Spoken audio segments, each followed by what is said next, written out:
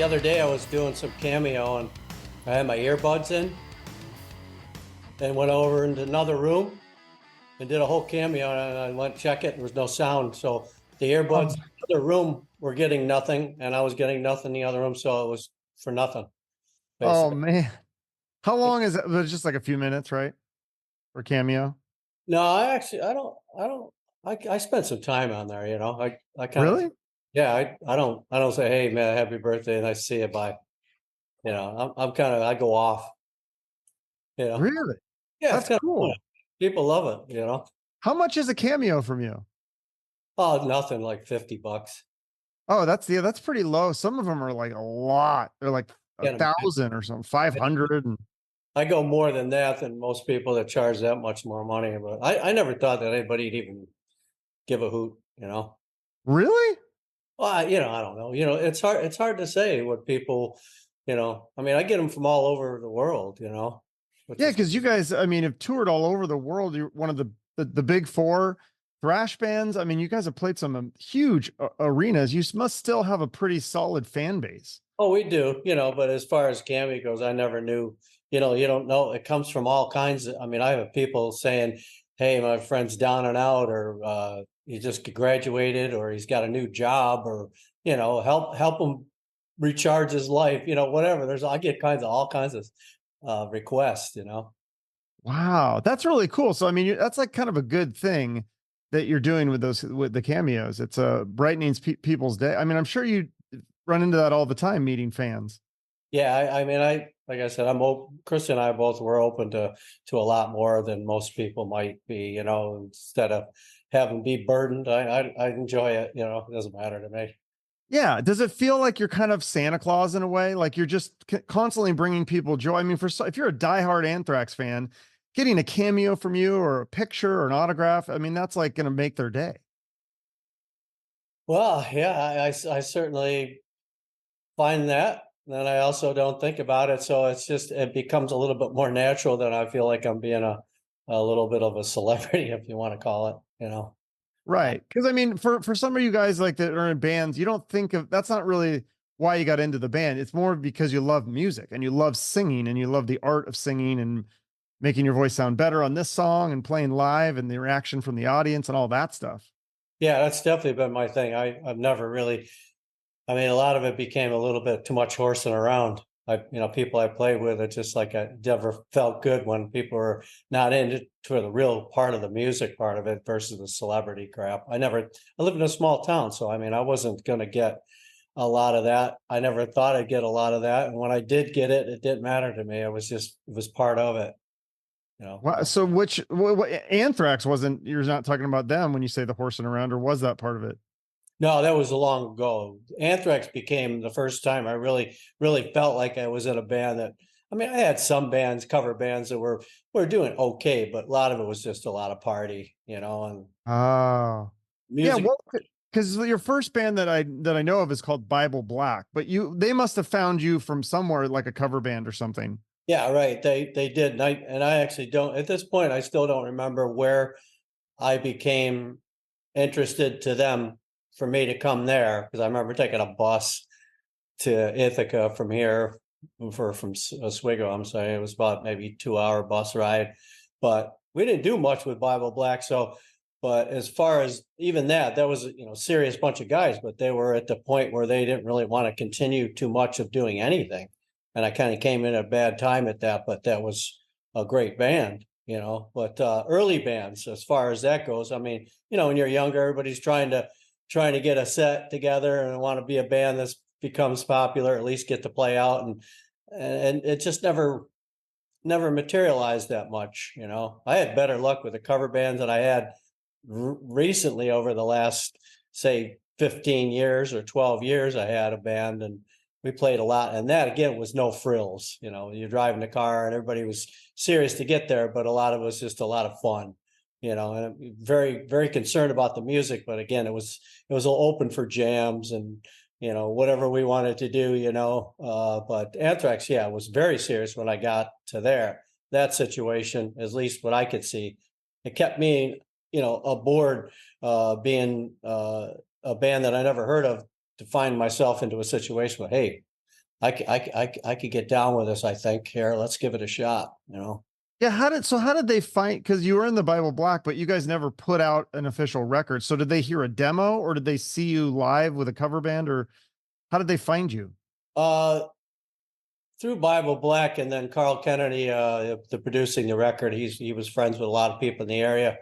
My name came up, and he said that you should definitely check Joey out. I mean, we really never got to do much with him, but he was really, really good.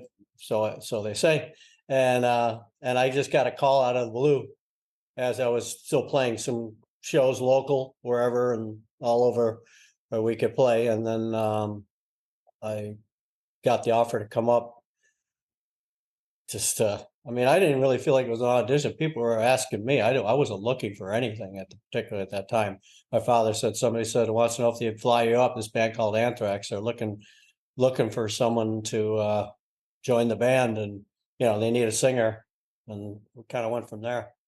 So you did audition though, because I thought I read that you got the job without even auditioning. To be honest with you, I don't feel like, I mean, obviously we both were kind of auditioning each other. I don't feel Okay. I answered an ad, said, I want to be in your band. I want to audition. Could you try me out? I mean, they called looking. I mean, I got the initial call, so I kind of feel it was reversed.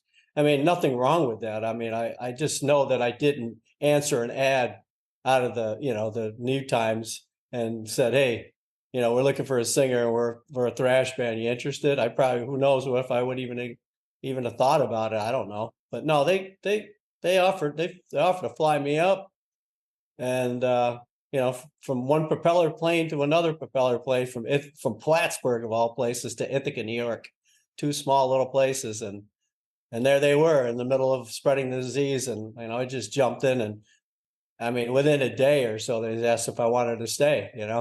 They liked what I was. They liked what I mean, of course, I did some little cover Journey stuff just to throw a curve, and I couldn't think of anything offhand to just warm up to, get the mic all ready to go, and I did that. I think that kind of went, what?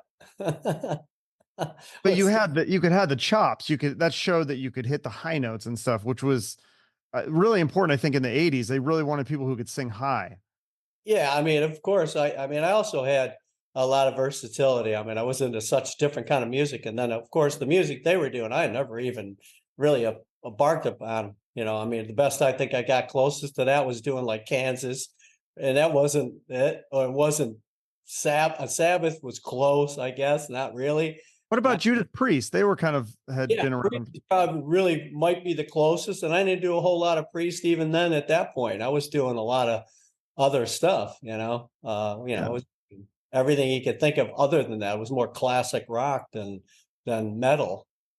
So Yeah. when they offer you the job, how does that work? Because that's always something like I feel like is a learning experience for people listening to my show. If you're in a band or just as a business perspective, like did they offer you a fifth of the band, like as an official band member, or was it more like you were like a hired gun singer? No, I wasn't going to be in there and be a hired gun. I mean, I had to be a part of that, or I wasn't going to do it. I mean, I didn't even want to do it, even to this point, if I wasn't full on. I mean, I do a whole lot in that band. Okay. So Yeah, like, how did you figure that stuff out? Because did you have a manager back then, or was there somebody that like looked at the contracts and stuff? Because that stuff's really complicated, isn't it? yeah, I mean, we all sat down and just, put it together that way, and, made it work. I mean, I really didn't have any kind of representation at that point. I just knew that I needed something that was going to be fair. I mean, I mean, half shit when we first started, excuse my language, but No, you can swear. It's fine. It's podcast. That's a good thing. try to be mannerism, but you're talking about, when you're in a band like that and you're trying to figure out what's going on. And when I first started, we were playing clubs that I had just already played. And I'm thinking, are we doing anything that may or may not be big enough for me to even continue? But I still, again, wanted to have a fairness. I mean, again, I do what I can with this band to make it obviously to materialize into a better format and a bigger, better stretch. I think it's proof that we've worked together well and been more successful than anything that they might have did prior to me coming, or even after, or while they were doing stuff in the middle. No disrespect, but I mean, I came back after 13 years and we were right out of the box, kind of kicking ass, you know? Yeah. So that's always part that confused me though, because when they split with you that first time, like how does that work? I feel it's interesting that you didn't like sue them or something. I feel like you always hear about these lawsuits, like you kind of just let it go. Like they're like, okay, you're not in the band anymore, but you guys had just signed a $10 million deal with Elektra. So isn't 2 million of that, wouldn't that have been yours if you're a fifth of the band? Like I don't understand how that works. Well, without going into detail and stuff like that, I mean, obviously we try to negotiate some stuff. You know, I Mm. wasn't gonna force anybody to beg them to stay. You know what I mean? First off, I mean, you know what it's like when you're being ousted for no reason whatsoever. I mean, it was all bad to me. It was just crap. You know, I hate to say it. You know, it's like try to move on and not put bad things out there, but it wasn't good. You know, to me, it wasn't. You know, I might you It was might just yeah, it was confusing because and no disrespect to John Bush, I think he's great, but it was kind of a lateral move, right? Like you guys are both your 80s rock singers. See, I thought like, oh, maybe they're getting rid of Joey because they want to go in more of a like I thought they'd get like maybe like a Lane Staley type or something, and they were going to do a different sound, but they got another guy who, you know, sings an 80s metal band. So it was kind of a strange move, unless it was a personality thing or something. I don't really understand it. I mean, they didn't give me any good bon voyage, you know, at all throughout all the years, you know, and it kind of left me with really not a much to. I had to fight my way through all that. To me, I didn't see anything that they did. And again, no disrespect. I mean, I didn't see anything really. Oh my God! Now they finally figured it out, or it's so much better. It was different. I'll give them that, but it wasn't anything that like, holy cow, man. Wow, they should have done that a long time ago. Forget it. I mean, other than somebody going, "Hey, it's different." I kind of like the different twist, but it wasn't to me for the better. I mean, we were smoking right at persistent time. We were going, man. I mean, things were rolling there. I mean, obviously, you just said it right out the box. I mean, you did this deal, and all of a sudden, now you're gone. Yeah, it's really wrong. I mean, I'm not a vindictive person. But we tried to work things out, to be able to say goodbye just as well enough for okay, I just not into the whole fight of it all, but you know what, it's an ongoing battle just as well to try to keep myself on a level of fairness, if I may. Yeah. It's so is it kind of more just a business relationship with the band now? um Not necessarily, I mean, look, everything you do in a band, you try to. I want it to be fun. I want to be there every day, wake up each day, and not walking on eggshells and feeling like you're really not. People are really not looking at you the right way. I mean, that kind of stinks. I know everybody's got their own individualities now. They all roll in their own path of success individually, which I mean, I do my own thing, but I don't really care, as much like that. But there also is a point in time where, like, if you're on the team, you want, the other guy to, do his part and feel like he's done a whole lot for you too, just as well, and helps you carry through and without being like, whatever, it's just part of what we do. I don't want it that way. I hate it. Hate that part where, like, we must carry on because it's the only thing we've got. But we are a band that's tight and it works great. And why not? Like, find a way, figure it out. Try to do something that's going to be long lasting, and enjoy what you have, and understand that this is a great situation to be in where you got 4 out of 5 people that are really capable of doing everything they can do musically and live. It's just it's quite good. I mean, even the new stuff, without even really describing it, it's as good as it gets. It really is, man. Yeah, can you not give any details of the new music, no song titles or anything? No, there's no really reason to get into all that right now. I don't even remember what I do when I'm done. I do it so fast. I see you're a Seahawks fan. Playing tonight, huh? Yeah. That's Sorry. right. No, tomorrow, I think. Cowboys. Oh yeah, so I'm sorry. Tomorrow night, yeah, Yeah. Cowboys. You're a Uh, Vikings fan, right? Yeah. yeah. Oh god, that game the other night. Oh Jesus. Oh, talk about like needed game, and then they stunk it up. I mean, I hate it. Actually, I'm doing this. Speaking of Cowboys, I'm doing the Buffalo Cowboys anthem in Buffalo that on December 17th. I know you're not a fan, but you No, I mentioned know. I saw you did the Seahawks anthem. Like that's a really cool thing.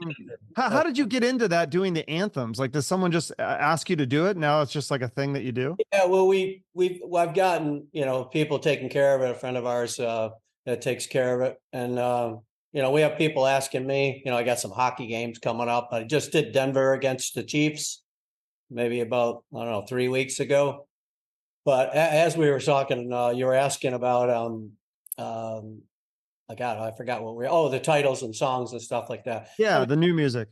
the music we do it. I do it so fast that I move on to the next song in a day. And by the time I sing the song and then finish the song and then get up the next day and start a new one, I don't quite even revisit what I did the day before. So I kind of leave it alone because I don't have time to look back at it. And then once I'm done, then I can start looking back, and then you start figuring out what songs you like to actually do live, or what may work, or maybe the most popular ones that we should be doing. Other than that, and then if there's any changes and stuff, when you look back, say, you know what, I dig this arrangement, or I like what I'm singing. Let's add a little bit of more to it, that kind of thing. But I have to say that it's quite familiar to what you've been hearing lately. That's about the best way I can describe it. I don't. It's too hard to go. Yeah, it sounds like such and such and such and such. I hate comparing. Do you ever get those things on Apple? It's like, here, you're gonna love this band. They sound just Yeah. like these guys. And it's like, no, they don't. It's got some similarities, but it's not even close. But it So would be a continuation of like the last two albums, the Worship Music, which was critically acclaimed, and then For All Kings in 2016. yeah, there's a lot of that there. It's plenty of that there, if not more. I mean, it's challenging. There's some the songs that I've sang are really really in depth. It's so in depth that sometimes I don't, like I said, I don't quite remember, because they put them together so fast, and that's kind of cool and it's spontaneous, but at the same time, you have to get your head around some of them, because they're not that cookie cutter kind of straight up, you know. This Anthrax, man. That's Yeah. So the fans, the longtime fans, this will be something that they'll enjoy. oh yeah, I mean it's pretty sharp. There's nothing dull about it. It's really really fresh. That's one thing about good about us. I mean, put records out and you're going to get something that's pretty good, man, if not awesome. you know for what Anthrax delivers and how we do it. We're not looking for the hit. We're not, I mean, yeah, if something stumbles on you and it becomes a hit, of so to speak. We don't, I don't, at least I do. I try to find a home run everywhere I go, but some songs are just not there for that. They just don't even think about it. Just do it and let it happen, and then let the fans kind of sponge it up the way they want to take it on. Well, that's actually a good thing for you guys, because I think in the 80s, I don't think, yeah, you guys weren't getting songs on the radio as much. People were buying the albums though. And now with streaming, it doesn't matter really if you're on the radio. You can just get a bunch of downloads or streams or whatever for the best, most popular songs, right? It's nothing new to us, right, at this point. I mean, other than like Sirius Radio, maybe. I don't know where else you get it. I don't listen to a lot of outside broadcasting for songs and stuff, so it's hard to say where we actually get our plays, if you may. Yeah, I mean, well, the streaming, I think it was just that's probably how a majority of the fans listen. Although I'm assuming that you guys are going to have this new album on vinyl and stuff too, because some people really prefer that, and that's a good way for you guys to make a little bit more money. Well, I guess, I mean, there's a big demand for the LPs. I mean, I think it's cool as hell. I love the sound of LPs, still own it, have all that stuff, but at the same time, it's way way different now, right? It's not even close. Yeah, not as many people are, but it's a nice package. I think that kind of stuff is you got to get creative, I would think, as a band selling vinyl and merch and special packages and things like that, because you're not making as much off album sales like in the 80s. No, of course we've been pretty good with all of that negotiating and actually marketing and being able to do it properly enough for ourselves to manage, to take on what you talked about. That's marketing is what we do, you know? I mean, we try to do that just because it's fun. It's intriguing to see all the new stuff and how people like to collect and do that kind of thing. Like I do, we're fans too, you know?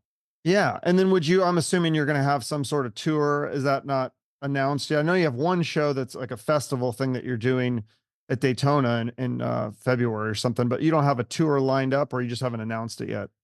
Oh, there's a lot of should I say adventurous ideas, you know? Adventurous. I don't know. Maybe I just kind of threw that word out there. I don't know why. Because it's like not the typical, it wouldn't be like with Exodus and Black Label I don't Society. know. It's like different kinds of bands, or Lineups and stuff. I'm sure there are, and I don't even really pay attention to lineups sometimes because I kind of like, even if we have something coming up, like, oh, that's right, so and so's on the bill, and actually they're playing with us too. Oh, cool, you know. I'm so busy trying to think. Okay, well, I got to go away for this time, and that means we got to do this, and that before I go out. You know, there's so much prep other than actually playing the shows, or like, here's the set. Okay, I know the songs. You know, it's interesting when we're going somewhere because everything on the calendar is about where you're going and when, you know. But yeah, I mean, there obviously going to be plenty. I mean, once we get going, we could play all the time. I mean, we always used to anyhow. We kind of kick off, and it's just like, how much do we all want to go before we take it? We need to take a break before everybody turns into something else. right. Well, so yeah, what is that like playing? Because you guys play with so many different kinds of bands. Like obviously the newer like heavy stuff like Lamb of God, you've played with them. But then before, I mean, like when you started, I think one of your first tours was Black Sabbath, and you opened for Kiss, and then you played with like Whitesnake and Ozzy and Iron Maiden. I think you even did shows with Guns N' Roses. I mean, all over the place. What is it like having different kinds of fans of those kinds of bands, and then you're playing for them? Well, it's exciting anyhow, because, you know, when you get an event like that back in the day, even when we used to show up and you don't even know who was playing, you know, it was like special guest. Oh, And really? yeah, I remember like going to like see Jeff Beck and be REO Speedwagon would warm up, and I'm like, wow, who are these guys? You know, wow, this is cool. You know, I mean, back in the day when they were like rocking and like kicking, you know, and you're like, you don't even know this band, like, oh, cool. So if we come out at a show like that where people like, I heard the name Anthrax, but wow, what the hell, you know? So we do run into kind of an interesting moments when we do some of these shows, maybe like the festivals, but even the festivals are a lot more open now. I mean, Styx could be on the other side at stage 2, and we could be on stage 4 at, you know, and earlier or later, you know, and wow, I can't believe we're playing together, you know, and at the same time, we played shows that maybe might not have fit us so well. Who knows, you know? Well, yeah. So, like with Kiss, the Crazy Nights tour, that's an interesting pairing. Like, how did the Kiss fans react to? Because I would imagine you guys kind of blow them. What maybe some older fans, you know, Kiss is a little not as heavy as Anthrax, so you come out there and just blow them away. Well, they didn't have the makeup on, so there was a different time for them too, you know. Yeah. I mean, for us, it was. I mean, obviously, it was awesome just to go out together, especially the guys, you know, like Charlie, Scott, and Frankie. They're like Kiss. I mean, if they had their way, you know, they would be on that tour all year round. You know, they just love that band, you know. And I mean, I enjoy them too, but I mean, not so much like those guys. Those guys are like, I mean, they know everything. You know, from the day one, they probably went to the city and found them coming out Electric Lady, you know, with a scarf on their face or something, you know. But no, I mean, all those tours are great. I enjoyed doing those tours, but obviously sometimes we might have been a little bit scary for some of those fans. I don't know, maybe, you know how it is. Sometimes you're just, I'm not into this. Like whether it be a band like Lamb of God and us together, I'm sure that we have indifference of fans in that crowd, even though we all went together well and it was a great pairing. You know, and then you get bands like even Black Labels, you know, you get, or Motorhead, those are kind of different crowds too, a little bit, you know, when you get down to it, there's some interesting fans in that crowd. But you know what, you try to pair up with people and make it work on a live setting. You know, it doesn't always have to be the same genre of music. I mean, we took out King's X, we had Living Color, yeah, we had Primus and Public Enemy. You know, we have had some different runs with different bands, and they've all been really cool. Yeah, tell me about the one. I mean, if I had a time machine, this is a concert I'd go back and see. It was Slayer, Megadeth, you guys, and Alice in Chains was like opening. There you show. go. I mean, that must have been amazing. Yeah, that was a really great run. I mean, look at those guys. Nobody knew who they were. I mean, as the days went on, we started to get familiar with their music and, and everybody, if you started to become friends, and it's a tough run for them too. Cause I mean, talk about being in a situation where like, holy cow, I mean, come to see the three of us. And then there's this new band, new music, and they're going on it like, early on. So yeah, I mean, it was a great run. I mean, people talk about that tour all the time. Clash of the Titans. Did you know at the time you're like thinking Alice in Chains, they're going to be huge? Or did you think they could have been like a King's X that was critically acclaimed, but never really got that huge success they deserved? Well, we all started taking a liking to them. I mean, they were pretty great. I mean, if you want to use that word, I mean, they were awesome. It's just you're in the middle of that tour and things are going on. And we're kind of rotating. We were doing like rotating headlinings and stuff and all that. You're so in midst of doing that tour, and then these guys are still on. And sometimes you might be in dinner when they're on. It's so early. So there's a lot going on, trying to get familiarized with them. But I mean, great for them. I mean, what a turnaround for all of us to watch them go boom. Yeah. Did Lane Staley, did he seek you out at all and ask for advice or anything like that? Or did you try to like help him out? You know what? I'd see that we'd have a couple, drinks and things and whatever, and we just hang out and stuff. But I mean, there was the time frames were really hard to mix up. The day goes on and they're on, and you're doing some interviews or having dinner, and then they get off, and then it's just the day went on so much. We really didn't have. I personally didn't get a whole lot of hang, but I did enough to talk with them. But they were in their own little camp. I Yeah. didn't. It wasn't quite like I just think they were on their own path. I don't know. I didn't get a whole lot of like, hey man, what's up? They seem to be fans, I guess. I don't know. Which bands that you've toured with did you kind of have more of camaraderie? Because I mean, you've done so many shows with Metallica and Slayer and all those other bands. Did you make friends with some of these other bands? Are you guys buddies? Do you trade vocal tips and things like that? Like Maiden, I mean, all right out the box. In fact, I'll be seeing Nico this weekend. I mean, I'm not bragging or anything. I just happened to be doing a show with him at his barbecue. It's a benefit for kids and stuff. And I was just with Maiden and Vakken, because I went up and sang with Doro Pesci on our 40th anniversary, and Maiden was always like, wow. I mean, these guys are really the pinnacle of the metal for us, and they were a great band, good people, the whole thing, the whole organization. How we flew on their plane with Bruce was the pilot, and we went in South America the whole run together. I mean, nothing tops that.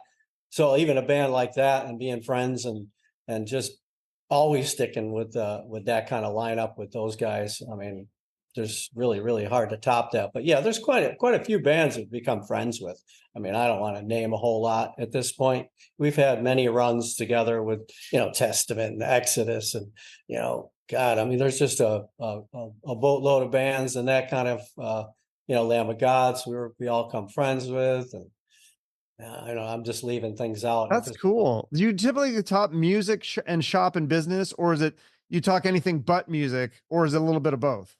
It could be anything, like, yeah, me and the wife, we had a move last week, we're traveling, or, I got a book signing, whatever. There's all kinds of stuff that we're all kind of jumping around with. Of course, when I'm throwing the Journey thing in, when I see people now like say, hey, here, you see, you got the Journey thing now, how's that going? It's like, people are interested in that, and so am I, and it's quite the diverse genre of music, but at the same time, I just dig doing stuff like that. But people ask what you're doing. I mean, I'm friends with people like in Chicago or Vertical Horizon. Like there's different bands, Seven Dust, those guys. I like different bands, and I'm friends with different bands, and it doesn't always have to be hard rock, metal and stuff.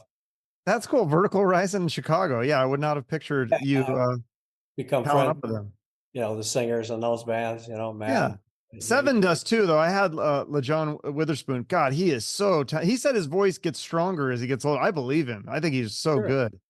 Oh, I always go up with them and do face to face. That's fun to jam together. Me and That's LaJohn awesome. shred a So little there. Yeah, it's funny because when I was a kid, I think I just started getting into music like 91 or 92. It was like right before you left Anthrax. And I think the first Anthrax album I bought was actually Attack of the Killer Bees. What Wow. is And your like what do you think about that album? Because there's some songs you don't sing on, obviously, but I mean some that you do. And what do you think of that album looking back on it?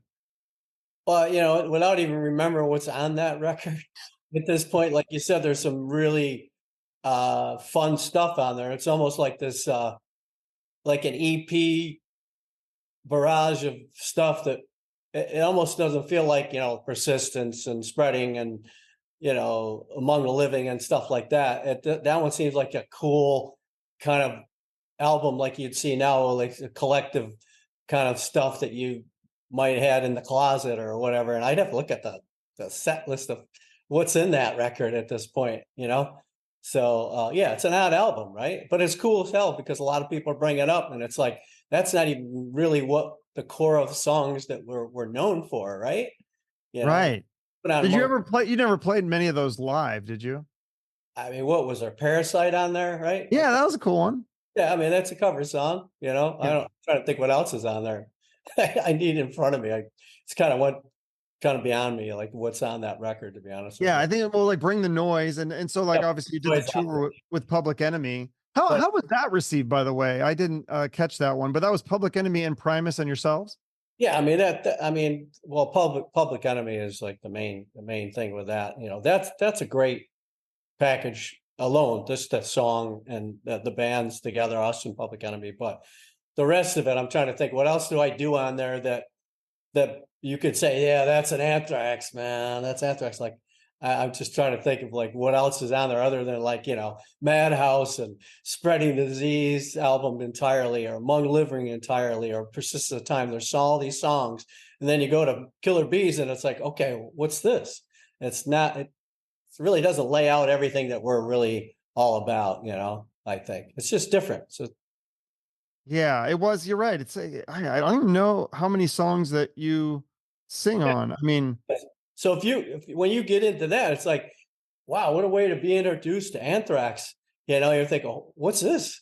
And then if you kind of skate back, and you're like, oh, okay, right. wow, wait, there's a lot of songs here. There's a lot of good I music. yeah, I love it all though. I like that stuff, but I also obviously I like the 80s stuff. I like the newer stuff. It's all Yeah, great.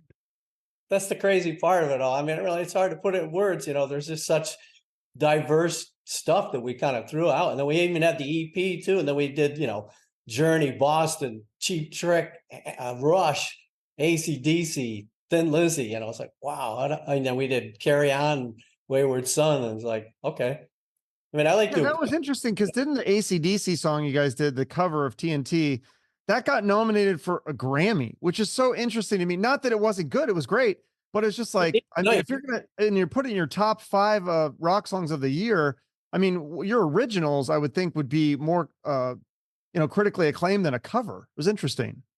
Hey, who knew that you'd be nominated for a cover? Neon Nights was one, was a big one for me because knowing Ronnie and loving the Dio stuff, and I mean that's like to be nominated for that was a treat for me and the band, really. Is there a song that you could, if you could say that this should have been the song that was nominated or won a Grammy? Is there one that you would have picked? Hmm. I'd have to look back and see what it was. Some are like album of the year or uh God, there's certain categories. That Like, what kind do of. you think the best song that you guys have ever done that you were so proud of? And maybe it was popular or maybe it wasn't, but you looked at that and you said this should win the Grammy. Oh, well, that's tough, because I mean, I didn't even think about Grammys until like the word came up for the first time. And then like, when you get that, it's like, okay, wow, they're open to our stuff too. Uh, I don't know. I'd be throwing a song out like, are you kidding me? You think that would be a Grammy song? It's like, who thought any of it would be? I don't know. I I don't know, say Indians, for instance. I mean, at least they had a chorus and a hook and all this stuff. But I mean, God, I wouldn't even have thought about it. That was the least thing on my mind when we were cutting stuff like that, thinking, that you're going to have you're just looking for people to listen and have a chance to have the song. I mean, look at Got the Time. I mean, we were on MTV and it was like this, the Hard 10, they called it. And they used to play it a lot. And that was great to be on MTV and have a video on there, you know? Oh, that's such a great song too. I know it's a cover, but it's like the way you guys do it. It just sounds amazing. Yeah, it's unrecognizable, that song, when you hear it for real. Yeah, you made it your own. And Yeah. so did you ever, you guys never thought, or did you do, have you done a Journey cover? Because I know you're in that Journey Keep cover on, band, but Anthrax. keep on running on the Anthems record. Okay. Yeah. Yeah. Which was, I remember just saying to Charlie, it's like, because we ought to do a Journey song. I just threw it out just for kicks. And he goes, "You want to do it?" I'm like, "Yeah, why not?"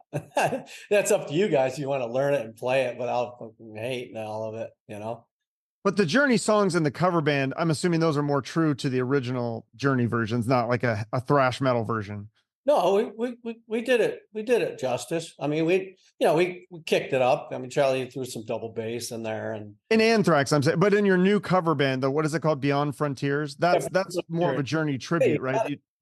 yeah, it's all, yeah, it's straight up. I mean, we do everything in the right key. Everything is, done like the record, but at the same time, I don't sit around and, I mean, I try to get everything as close as possible, but I also want to have some freedom of just having a loose feel to it, like where I'm not always worrying about every little part, but I also try to keep it light because I don't like when people take off and try to, like, I mean, I'll leave it alone at that point, you know what I mean? Some people kind of play with it a little too much, or that are really careful, and it's like, oh man, it's just, you lost all the heart and the feel. So I try to have fun with it, but at the same time, I want to keep it right. Yeah, so it's pretty close.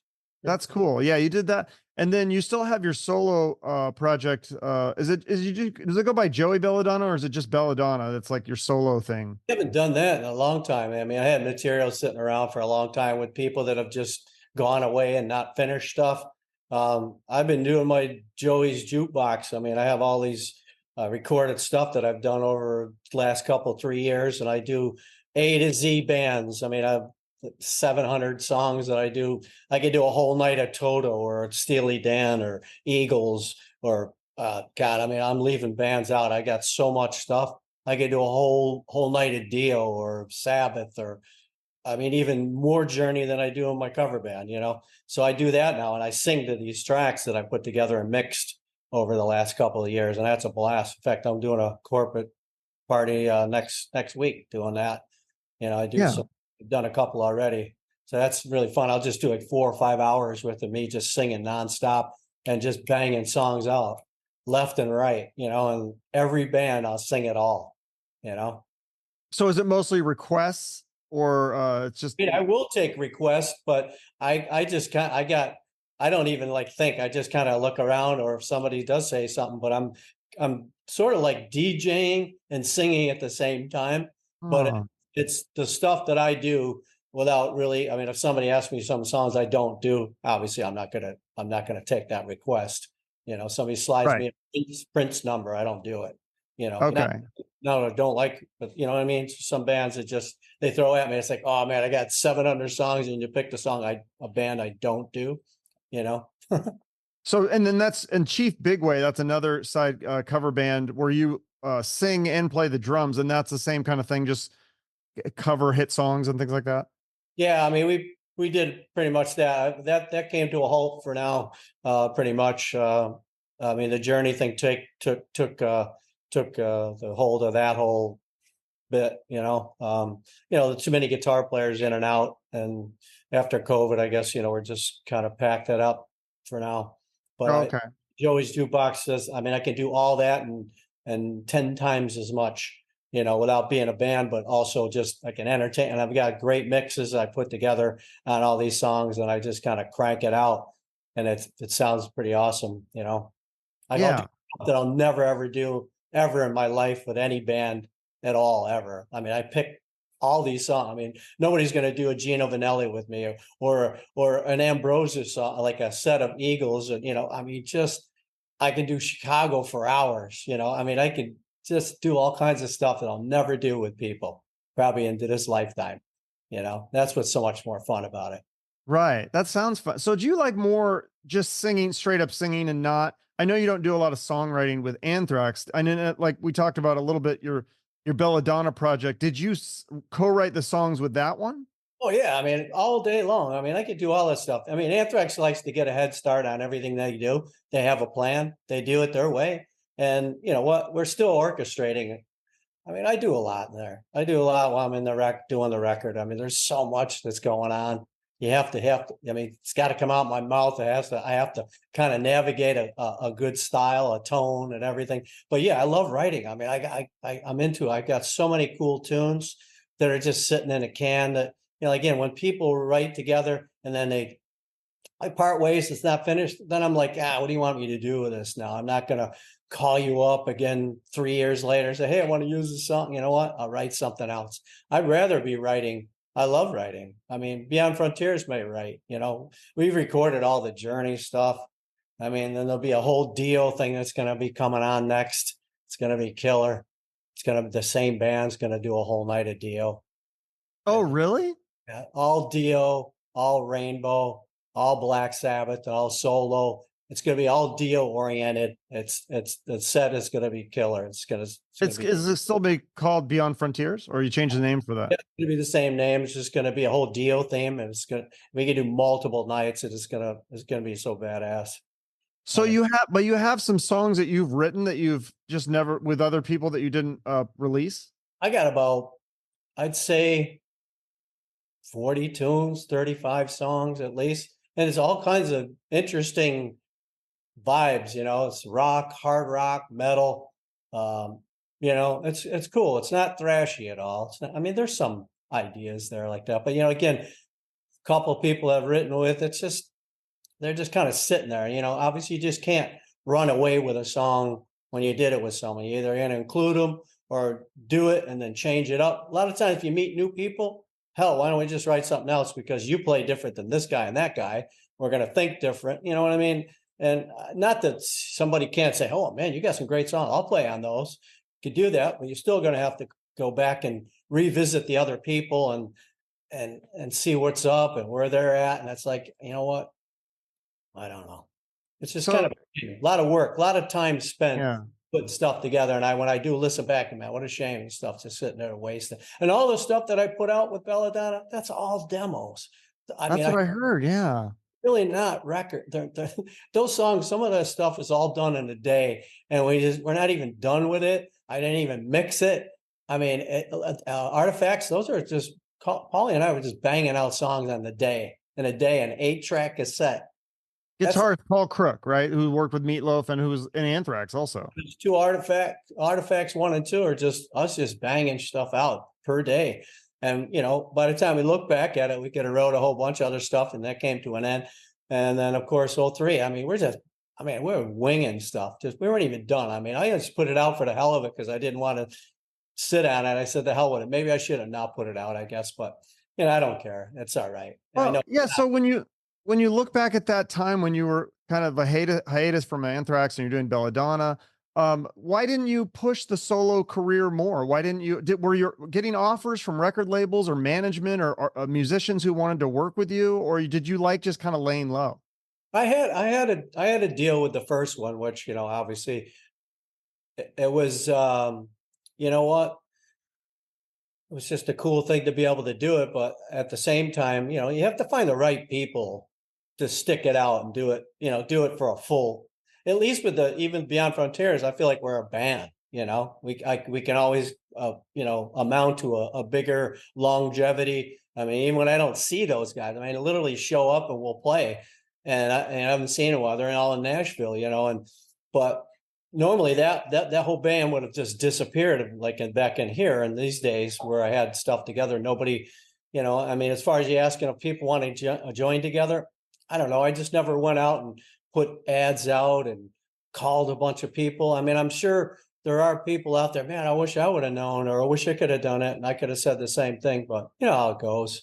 Things just fall. And at the same time, I wasn't trying to chase anything in particular. I mean, sure, I would have loved to see, you know, a solo thing kind of kick off, but I mean, there wasn't anything in particular. That's a tough run. I mean, Anthrax didn't help me in any way as far as like, you know, being out for 13 years, it didn't give me any lift off or credit, you know, where credit is due. you know, and I mean, I'll say it flat out. I mean, there's a lot of evidence of that Well, out yeah. there. So when you look back on that time of the hiatus for 13 years, do you look back on that time as like a happy time that you had a nice break from music and now you're back?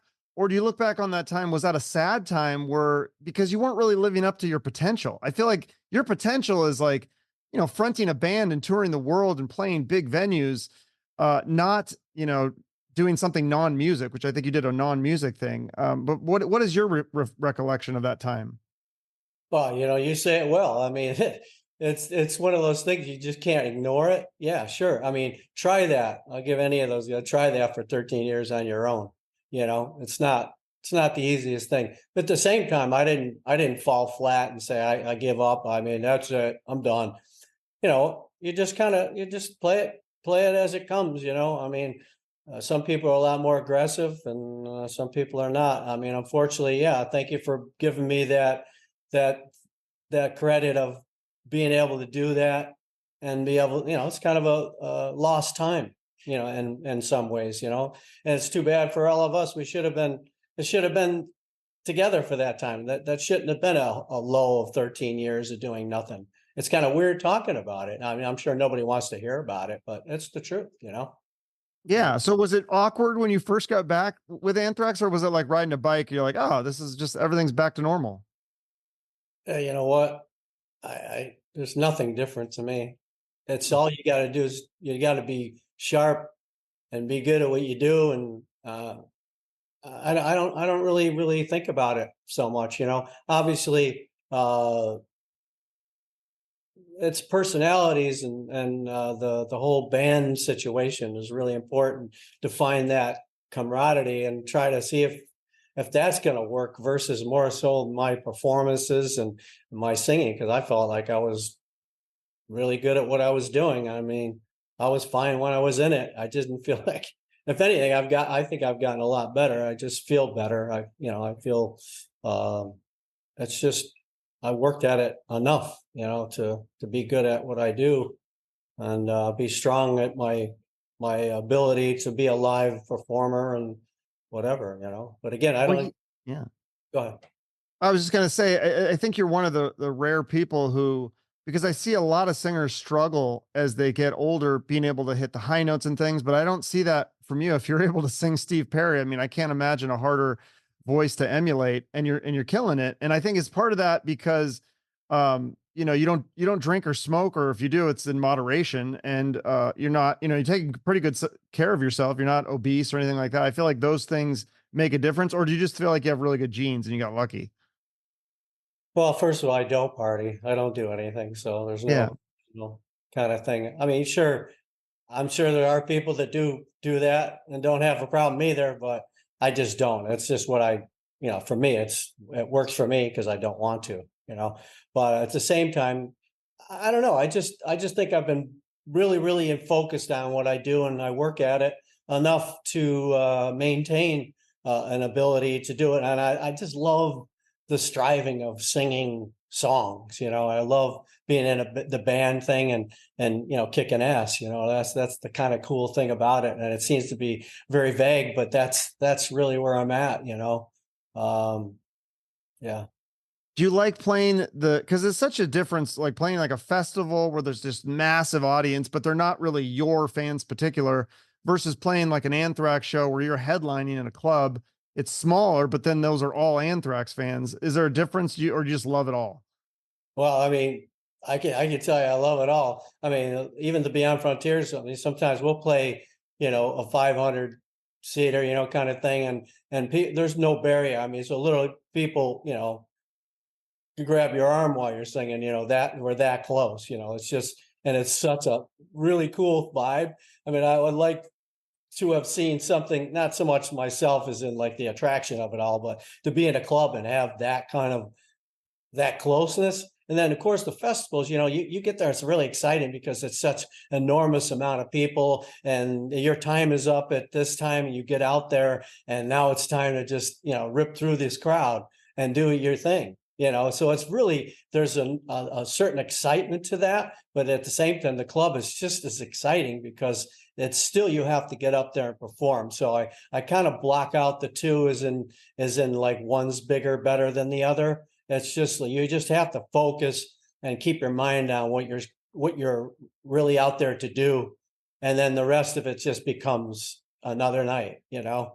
It's got to be surreal though on those some of those festivals, or like when you did the Big Four. I mean, you must just look out and it's a sea of people, like you can't even see the end of You the can't, crowd, right? yeah. So, I mean, my thing is just don't overdo it, because people think you got to overdo it. You don't. You got to stay in the same frame. You got to shrink it all down into a point where you look out there and just do your thing. You don't over, it's same with singing. You don't, I mean, I'm very consistent at where I take it today, whether it be small or big, you got to keep a lid on it and just do what you do, and the PA will take you there, just do your thing. Cause I mean, the stages are bigger, everything's bigger, but at the same time, you have to this is the first time I kind of put in this category. It's just, you have to really kind of don't think about it, because if you really, if you're not consistent and you keep push, then all of a sudden now you kind of you're out of frame, Right. Would you guys do, I know Slayer, I don't think they're currently active, but if they got back together, or if you guys could figure out somebody else, would you do another one of those kind of big four shows, or like a tour with Metallica and Megadeth? Cause that, or maybe like have Pantera step in. That would be fun, right? Wow, yeah, I mean, you're naming a lot of cool stuff that could happen, right? Yeah, but the phones are open for all stuff like that. I'm sure that we get offers for stuff that maybe just didn't pan out, I Hmm. mean, we had tours. I mean, we've had stuff that, whether we couldn't do it. I mean, I don't even want to go back into the Rolodex of what we almost had this tour, but we're out on this one. We just got the offer, we can't because of that, or somebody had to Hmm. cancel, they got sick, that kind of stuff. Yeah. I mean, but I'm open to anything, as long as, I mean, obviously there's bands that I don't even know who they are sometimes. I remember heard the name, but I don't know. And if the promoters and agency want to pair us up for whatever reason, I guess that's it. And sometimes it's just, it might not be my favorite situation, and nor we be their favorite. The band that's open up. We don't have to be, they don't have to be our fans or our friends. I mean, I prefer Right. when you are on tour with people. Hey man, what's going on, man? How was your trip last night? How you guys feeling? Great. Well, see you catering, whatever. And some bands are like, hey, we got our thing, you got your thing, man. Which is sometimes can be a little weird. Right. Yeah. I was at a concert last night. It was the last show of the tour. So they were doing all these pranks on each other. They were flicking guitar picks and changing drinks. And it was chaos. Do you guys have those kinds of things happen on tours where bands play pranks on each other? Who's the last band you said? I didn't catch the band. The band last night, it's Faster Pussycat, and then it was Jason Charles Miller, and of Limbo. It was a three package deal thing, and they just had the last show of the tour last night. It was fun. Well, they went off and did some fun stuff, right? Yeah, there was like so like the opening band, they're kind of a newer band, of Limbo. They opened and they dressed in like 80s glam metal as kind of a tribute to Faster Pussycat. And so it was just comical though. I mean, it was like over the top. The guy put like a beer in his spandex, and it was pretty funny. And it was they said they didn't do that every night. It was just because of the last night of the tour, so they were kind of clowning on Faster Pussycat. Yeah, I mean, obviously that could be hilarious and fun, and then it also could be a big train wreck and like, what the, come on, dudes, what, I mean, you know what I mean? Sometimes that's why I'm never really into too much horsing around, because then all of a sudden that core of like spontaneous, the playing and the tightness of it all becomes a little unraveled, you know sometimes. So yeah, I mean, whatever, we've done plenty of that too. I get you. It can be fun, But especially. have other bands done that to you then? Uh, we've had pranks, we've done pranks. I mean, not to get into all the pranks. Sometimes it's off stage, on stage. I don't know. I feel like Scott would be, that would be kind of his, he seems like he'd be into that kind of stuff. Oh yeah, they were up for it more than I was. I was like, oh, come on, man. Yeah, we've done some crazy stuff. Yeah. Because didn't you guys clear this up? Because I remember when Wayne's World came out and everybody was like, not, and Anthrax, you guys started the not thing. Like, was that Scott's thing, or was it yours, or do you remember who like came up with that? I'll go with Scott. I mean, without being for sure, but he did say not a lot. So, and it became our thing, and then all of a sudden, then you start hearing people do it. Not that you couldn't use the word not, Right. but the way you said it, seemed to be like it carried over. And I can't say for sure, but it seems though I think we were saying it much, much earlier than most people. Yeah, that's just like little things like that. It's so weird. Just pop culture. Like you guys were, I think Anthrax was a part of pop culture in so many ways. I mean, just from like you're on the Beavis and Butthead soundtrack, and then the Married with Children thing. Was that fun to do that? Because that was interesting in that scene. Like you're like on the couch and you're not singing. I thought that was a little weird. I was like, aren't you the singer? I don't understand that. Well, first of all, where they set the song and the scene didn't have me singing, which that's where I ended up grabbing that bottle and trying to make myself look useful over there. And I ended up myself a bump on my head. We did 2 live shots on that one. So I ended up with a welt on my head, hit myself with that bottle. Was But that your own idea to hit yourself with a bottle, or? we're supposed to just go wild, we're Oh, supposed to wreck the place. And I'm on the couch and I grabbed the bottle. I said, well, I hit my head, look cool, right? I mean, it looked great. I mean, I hit splash it over my head like I'm an idiot.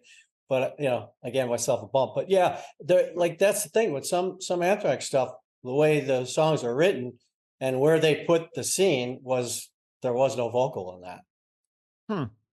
Which Yeah. was okay, because I'm thinking, God, was I supposed to stay in the room fake singing? So it was a nice place to be, right on the couch and stay right out of that crazy stuff where they're breaking stuff in the house. And, I don't Isn't know. that kind of like music videos too? You have to fake sing. Like people, I don't know if people know that or not, but it's pretty well known that when Oh, you do a music video, you have to lip sync the song like 40 times in a row or something, right?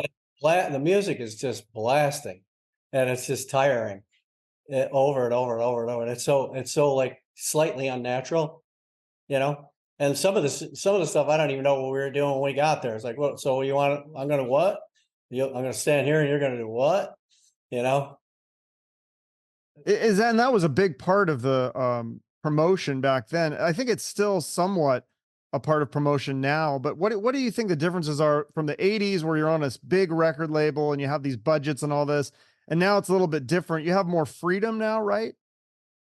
I thought we had pretty much as much freedom as we could possibly do because let's face it, early on we might have had some stuff that was catching someone's ear enough to think that we were definitely an idea to sign and all that. I'm being vague here, but in the end, I think we kind of did what we wanted to do because I don't think we were in the position to really be told to change so much where we became something that we weren't.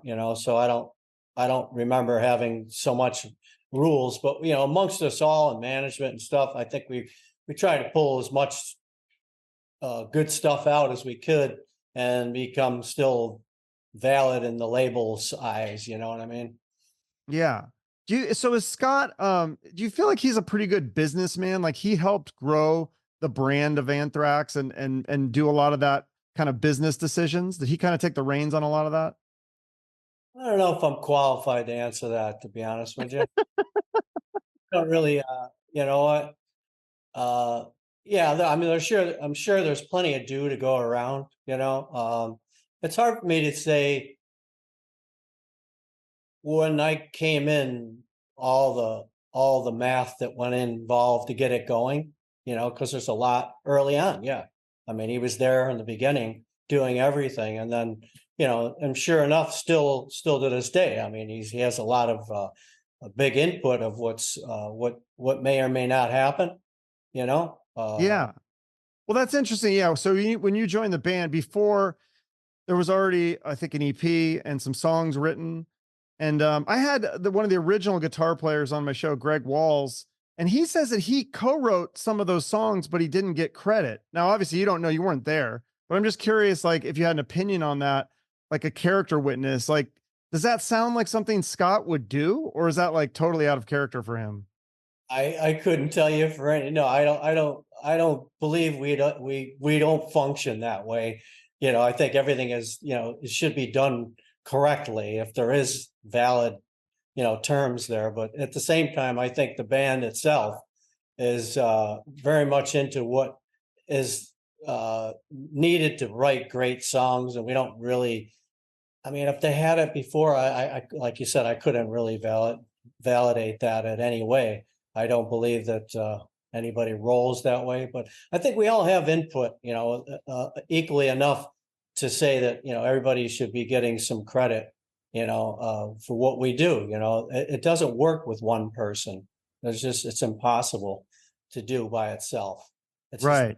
it's not But done. Scott, I mean, it's got to be tough. I don't want to get in trouble, but yeah, it's got to be tough because in that business, I mean, twice they just kind of let you go, and then like they didn't even tell you it was management, and then I think I heard the second time they let you go, you found out on the internet. I mean, it's got to be kind of like Yeah. cold in some ways with this business. And maybe that's just the way it is. Yeah.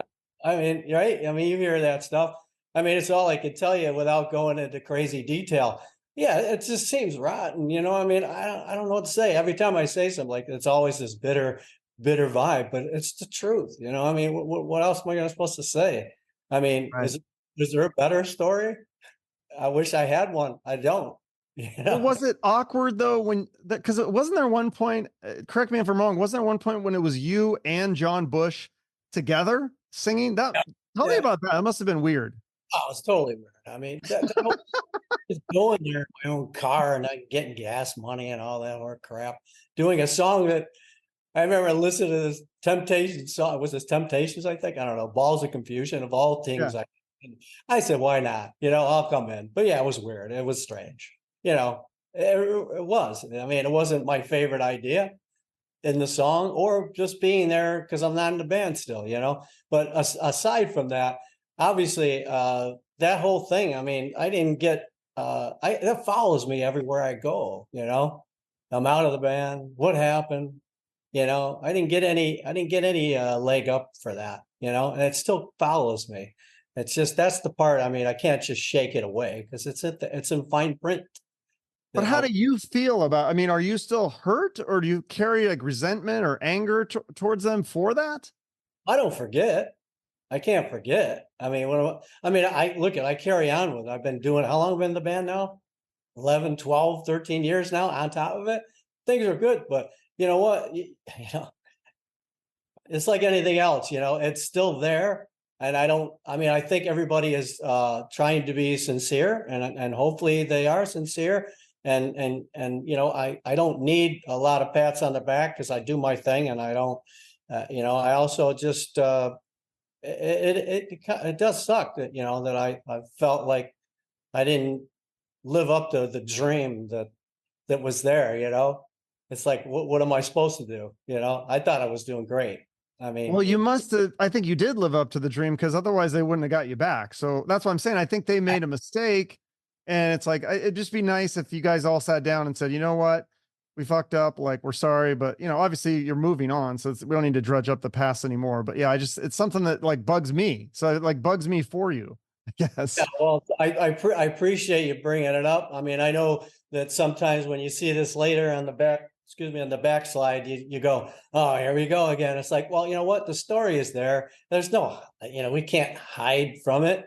It's there. I mean, I'm just telling you, we're cruising, we're doing our thing. Everything is above and beyond our expectations right now. We still have room to make it better and maybe kind of pull it closer to a better thing versus just to be an individuality business, job kind of crap. Otherwise it's no fun. It's great when you go out there and you forget it for an hour and a half, but then you go back to the same old, there he is again. Oh, there, you know what I mean? It's that crap. Right.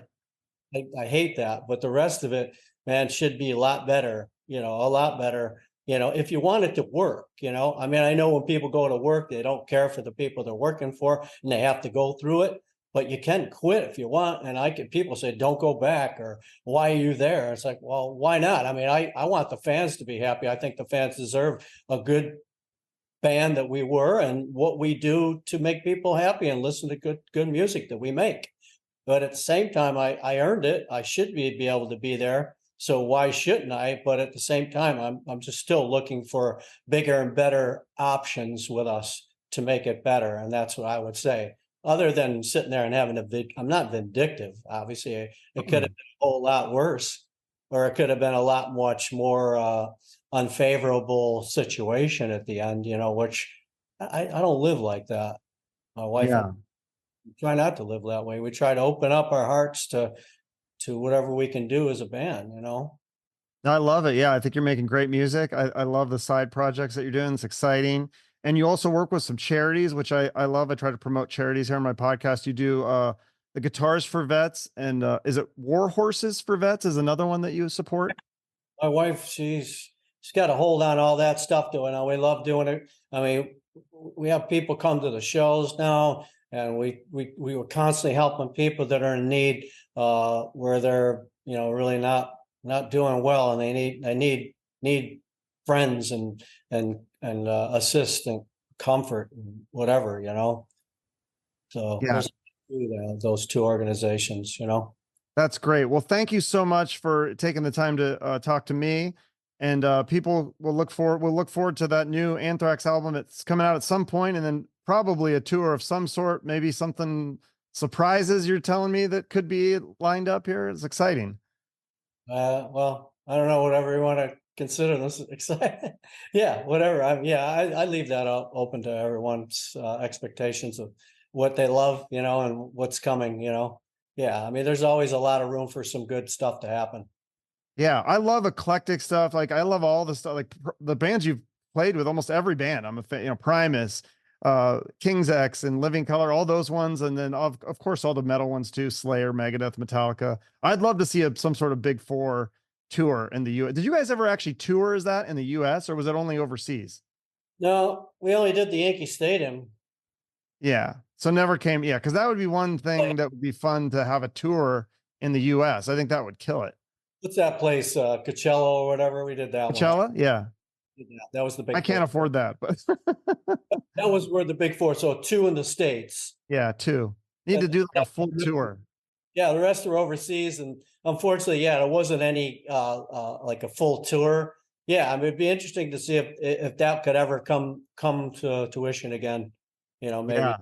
And come to Arizona. That's where I am right now. So that would be convenient. Or Vegas. I'll drive to Vegas or LA, I guess. Yeah, I definitely got to get down to Arizona again. I like being down there. Yeah, now's a great time to come. The weather's perfect. Good place. Where are you now? Where are you located? Central New York, Syracuse. Okay, yeah, that's cold in New York. This is a good time to come to Arizona, do a show, and Yeah, they got like 1.5 feet, about 40 miles from here yesterday. whew, yeah, Maybe 3 or 4 inches. yeah. Bring one of your Joey's Jukebox or the Beyond Frontiers. Come do a show. Be there. Well, we I'll come down and do it for sure, man. All right, awesome. Well, thank you so much, Joey. I appreciate it. Good luck tomorrow night in the Seahawks in Dallas. Oh, Right?